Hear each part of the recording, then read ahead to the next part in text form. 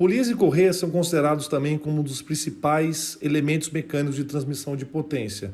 E aí a gente pode ter diversas configurações, a gente vai tratar das configurações mais básicas e também imaginar que na região de contato entre correia e polia não existe deslizamento, então a velocidade tangencial da correia é a mesma. Igualmente a engrenagem, a relação de transmissão vai ser maior ou igual a 1, porque eu vou dividir o diâmetro da maior polia pelo diâmetro da menor polia. Igualmente as constatações que fizemos em engrenagens, na polia maior, pelo fato dela ter o maior braço, ela vai ter o maior torque. Entretanto, ela terá uma menor rotação se comparada com a polia menor. Como a polia menor, a força tangencial é a mesma da polia grande, pelo fato da polia menor ter um braço menor, o torque na polia menor é menor. Entretanto, a rotação da polia menor é maior do que a rotação da polia maior. Fazendo as relações cinemáticas, a gente tem aí ômega1R1 é igual a ômega2R2. Fazendo as deduções, a gente chega na constatação de que, para relacionar N2 com N1, eu vou ter que multiplicar por I. Lembrando que 1, no nosso caso, é a maior polia, e lembrando que, no nosso caso, 2 é a menor polia. Igualmente, a gente tem a correlação entre torque e rotação. De novo, gostaria de insistir, é fundamental que vocês entendam que o I é maior ou igual a 1, porque os diâmetros ou são iguais ou tem algum elemento cujo diâmetro é maior que o outro. Agora, se você vai dividir por I ou multiplicar por I, depende de qual elemento você está estudando e qual das variáveis, se é torque ou rotação. Então, a minha sugestão sempre é, lembre-se das constatações físicas. No elemento maior, maior torque. No elemento maior, menor rotação e vice-versa. Eis um exercício muito interessante que mostra os diagramas de rotação, ou também chamados de diagrama de velocidade, que é um gráfico que vai representar e ilustrar as relações cinemáticas de uma transmissão mecânica. Por exemplo, nesse exercício é fundamental que você dê um pause e analise quais são os elementos que compõem esse sistema. Eu vou fazer uma análise rápida e te mostrar. Isso é um motor elétrico que está conectado com uma polia que tem alguns canais, no caso tem 2 canais, que estão preenchidos por 2 correias. Esse eixo inicial do motor foi chamado de E0. Essa polia pequena tem diâmetro D, essa polia grande tem diâmetro D maiúsculo. Nessa polia grande eu tenho um eixo chamado de E1 e esse eixo está suportado por 3 mancais. Eu vou apagar para que fique mais claro da gente continuar fazendo a nossa análise. Esse eixo E1, ele tem, além da polia que está aqui em cima, ele também tem um outro elemento de transmissão de potência que é uma engrenagem bem pequenininha, chamada de A. Essa engrenagem pequenininha, ela está engrenada com uma outra engrenagem grande, chamada de B, e você vai perceber que existe um elemento prismático que se interpõe parte no eixo, parte no cubo. Isso é uma chaveta. Essa engrenagem B, ela está solidária ao eixo E2. E você vai perceber que o eixo E2 tem um par de rolamentos suportando-o. Esse eixo E2, ele tem aqui 2 engrenagens em conjunto. Tem uma engrenagem pequena C, que está solidária a uma engrenagem um pouquinho maior D. Nessa parte do desenho, da forma com a qual está sendo mostrado, existe um engrenamento da engrenagem C com a engrenagem E. E a engrenagem E também tem na sua composição uma outra engrenagem F. E vocês vão perceber que as engrenagens E e F, elas estão montadas em um eixo que tem 2 rolamentos. Esse eixo é chamado eixo E3.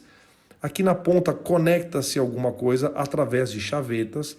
Eu quero que vocês notem que esse eixo E3 ele é ranhurado. Você vai perceber aqui os detalhes construtivos. De tal maneira que essas 2 engrenagens EF, elas podem, obviamente, através de comandos mecânicos, deslizar em relação ao eixo E3. Deixa eu fazer uma nova limpeza aqui para ficar mais fácil a gente continuar a nossa análise. Nesse exercício, foram fornecidos os diâmetros das polias. Dzinho 70 mm, Dzão 180 mm. Também foi fornecido que esse motor tem 60 Hz e tem 4 polos. E aqui a gente tem os números de dentes das engrenagens, sabendo que todas as engrenagens são engrenagens cilíndricas de dentes retos. Note, por favor, que na configuração mecânica que está sendo apresentada, você sempre vai ter um motor conectado numa polia pequena que passa para uma grande. Aí a potência flui da seguinte forma: motor, polia pequena, polia grande, aí vem para o eixo E1, engrenagem pequena, engrenagem grande. Aí vem para o eixo E2, sai de uma engrenagem pequena e vai para uma engrenagem grande. Ou se tiver um engrenamento entre D e F, ele continua vindo de uma engrenagem pequena, pulando para uma outra engrenagem grande. Então, nesta configuração que eu mostrei para vocês, em todos os casos, todas as combinações que são possíveis, a gente sai de um elemento que tem um diâmetro menor e parte para um elemento que tem um diâmetro maior. Então, nesse caso, absolutamente só nesse tipo de caso, eu tenho primeiro uma entrada e uma saída de potência, ou seja, a potência entra pelo motor e ela sai pela engrenagem E ou ela sai pela engrenagem F, dependendo da combinação de marchas que foi feita. E nesse exercício, e somente nesse exercício, porque eu combinei pequeno com grande, pequeno com grande, pequeno com grande, eu estou sempre saindo de um elemento que tem um diâmetro menor e passando para um elemento que tem diâmetro maior, ou seja, eu estou amplificando o torque. Entretanto, o que eu estou fazendo? Diminuindo a rotação. Então, fazendo alguns cálculos bastante simples, eu consigo perceber que esse é o panorama de rotações desse equipamento. Ou seja, dependendo de qual engrenagem estiver conectada com qual, eu tenho uma rotação de saída diferente. É muito importante deixar claro que as relações de transmissão entre pares de elementos conjugados, elas vão ser sempre maiores ou igual a 1, porque o elemento só pode ter ou o mesmo diâmetro ou o diâmetro um maior que o outro. Agora, quando a gente está falando sobre relação de transmissão do sistema inteiro, aí é diferente, porque você pode ter relações de transmissão menores do que 1. Ou seja, dependendo de quanto for a entrada e quanto for a saída, você pode ter relação de transmissão de torque menor do que 1, ou você pode ter relação de transmissão de rotação menor do que 1. Depende de como você quer combinar. Normalmente a gente fala sobre relação de transmissão de velocidades, mas normalmente eu gosto de deixar isso claro que o I é uma relação de diâmetros e você vai utilizar o I dependendo da combinação que foi feita no engrenamento. Seja conectar uma grande com uma pequena ou depois uma pequena com a grande, aí as coisas invertem. Então, por isso que eu falo para vocês absolutamente sempre prestarem atenção às relações físicas. Façam as constatações físicas que aí você vai descobrir se você tem que multiplicar por I ou se você tem que dividir por I. Inclusive, nos exercícios que eu costumo aplicar em prova, normalmente eu te dou uma questão como essa e pergunto o seguinte: suponha que a engrenagem E estivesse no lugar da engrenagem C. Qual seria o panorama de transmissão de potência do sistema? Faça a relação entre as rotações. Então é muito importante que vocês consigam transitar claramente e rapidamente entre essas relações de diâmetro, porque isso é que vai definir se você amplifica ou se você reduz alguma das variáveis.